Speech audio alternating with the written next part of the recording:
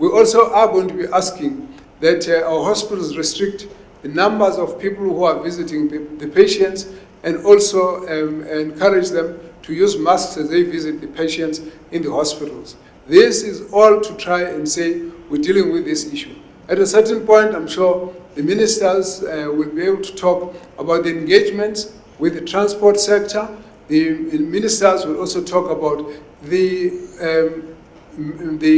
engagement with those in business, in the economic sector. You've got the Minister of DTI, Minister of Small Business, and Minister of Treasury.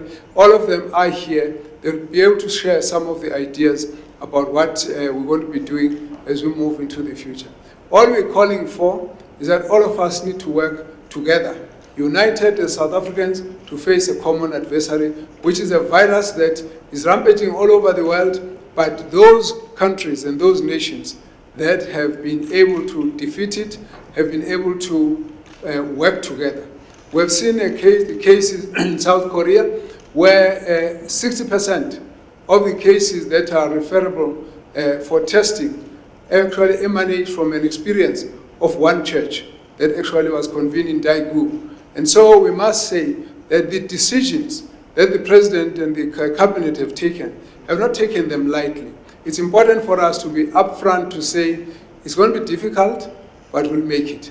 We need to work together as we go through all of that. We are intensifying our testing mechanisms.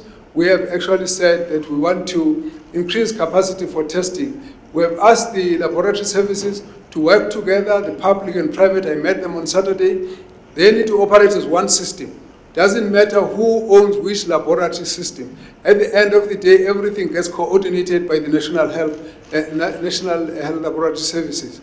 This is to make sure that we've got reliable data. This is to make sure that we've got validation and our quality of technical screening and testing is not in doubt.